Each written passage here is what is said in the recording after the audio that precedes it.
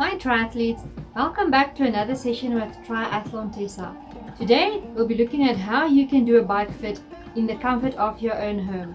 So if you like the content of this channel, please go and like and subscribe to my YouTube channel up here, and also hit that bell notification to be notified when new videos will be released.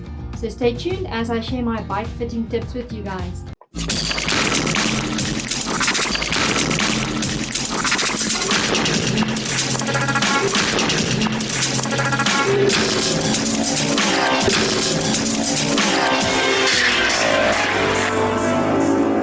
I know most of you guys are very excited when you go and buy your new bike, but the first thing that you need to know when buying a new bike is that you buy the correct size bike.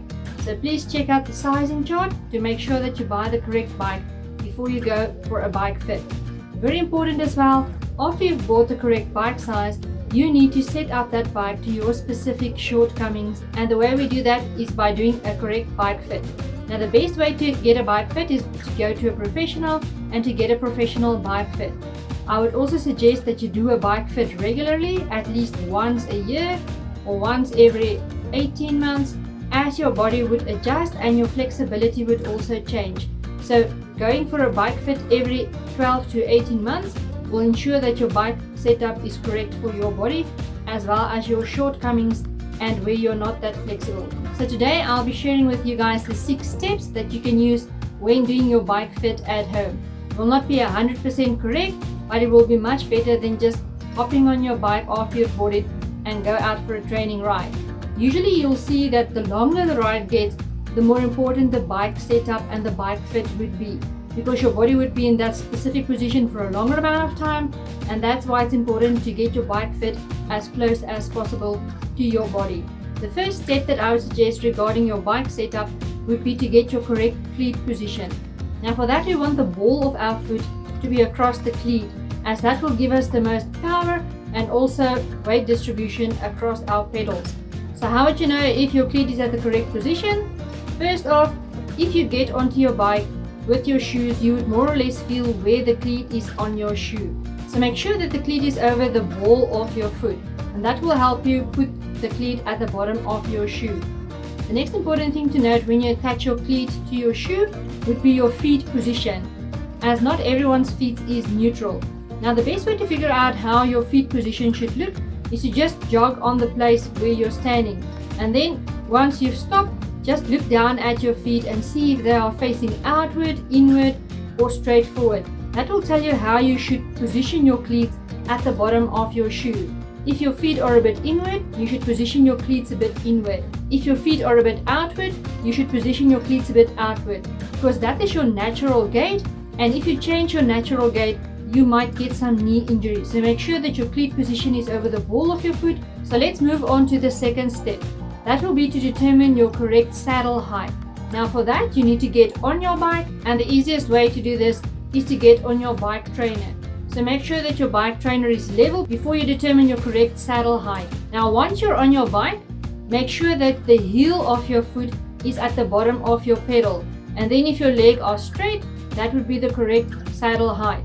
You can also measure this for more or less accuracy by taking the inseam of your legs. So from the ground up until where your two legs come together. That will give you more or less the correct height, and then from there you can just adjust. Now once you've determined your correct saddle height, now we can move on to determine how far ahead or backward your saddle position should be. So how do you determine how far your saddle should be moved to the front or to the back? For that you'll need a piece of string and then something heavy connected at the end. I just use a piece of string with a lock at the end. Just gives me something to balance it and make sure that the string is straight forward. Now for this you need to get back on your bike, and you'll take the piece of string and hang it down from your knee all the way to the ball of your feet. Now you want your knee to be exactly over the ball of your feet, not too far backward and not too far forward. So make sure that you adjust your saddle forward and backwards to make sure that the piece of string goes straight from your knee down to the ball of your feet. Then another thing to take into account is that some people might tilt their saddle a bit downwards or a bit upwards, but that's also down to personal preference. But the best way to position your saddle would be to be neutral. Some people might tilt their saddle a bit downwards, as it's a bit uncomfortable when they're down in the TT position, and other people might tilt it a little bit upwards as they feel that they are falling off the saddle. So that's down to personal preference. I would suggest that starting off at a level position, and if you're uncomfortable, adjust a little bit downward. Try this position out for a week or two, and if you're still uncomfortable, adjust it another couple of millimeters downwards, and if you need to adjust it a little bit upwards, you can also do that. Now the fourth thing that we want to look at is the reach of your handlebars. Now for that, you'll also get back onto your bike, and then we'll determine what is the correct reach for your specific flexibility. So make sure that you either have a mirror or your phone to record you so you can see how your body is positioned over the bike. Now for this, we don't want our arms straight and we don't want it 90 degrees bent. So make sure that there's a slight bend in your arms and also that you are comfortable. Now there are various ways that you can adjust your reach. You can either use a shorter stem or a longer stem, or you can either use a stem that has the angle downward or an angle upward. That will also depend on your preference as well as how flexible your body are and how comfortable you feel in certain positions. So go and try out different stems if the one that came out with your bike isn't the correct one. So make sure that you find out which one fits you best and put that one on your bike to be as comfortable as possible. Now step 5 and step 6 will differ whether you're riding a road bike or whether you're riding a triathlon bike. So let's first start off with your handlebars on your road bike. This one will go hand in hand with the previous step, which was your reach. So for this step, you can either have your handlebars a little bit tilted upwards or a little bit tilted downwards. As long as it's comfortable for you to handle your brakes as well as your gears, and also to get down in those aero bars so you can be a little bit more aero. Now this will be different for most people depending on how flexible your body are as well as how comfortable you are with bike handling skills. So make sure that your brakes and your gears are easy reachable and also that it's very comfortable for you to go down in your aero bars. Now step 6 would only be applicable if you have a triathlon bike or if you have fitted some tri bars onto your road bike. Now for this, there's a couple of things that you need to take note of. There's lots of different TT bars out there. You'll get S-shaped ones, you'll get L-shaped ones, or you'll get ones that are more or less straight. Now that will also differ depending on your preferability. I personally like the ones with a 90-degree bend as I can have my arms closer to my face and it's more comfortable for me to stay in that position for longer periods of time. So once you've figured out what type of aero bar you want to put on your bike, you can go ahead and fit that onto your road bike or your triathlon bike. Now you'll have to adjust them according to your flexibility. So once again, for this step, you can either use your phone to record yourself or use a mirror so you can see where you are comfortable.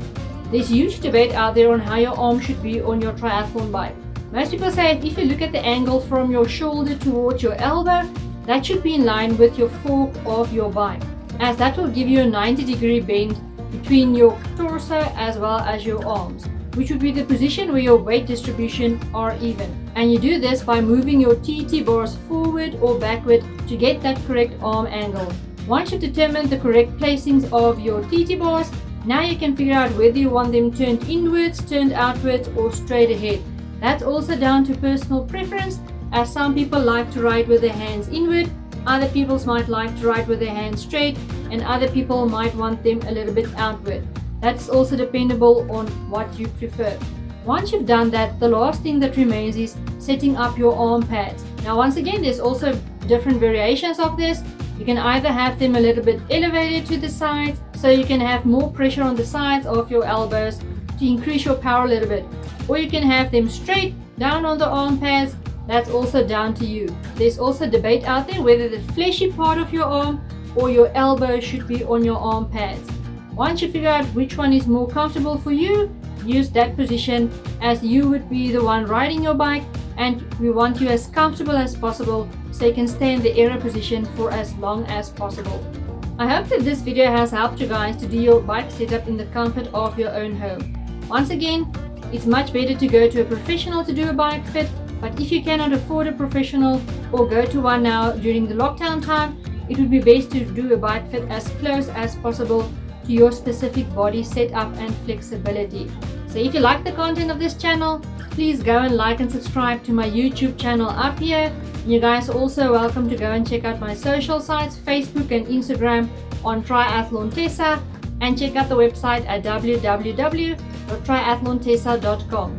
So keep up the training and I'll see you guys soon.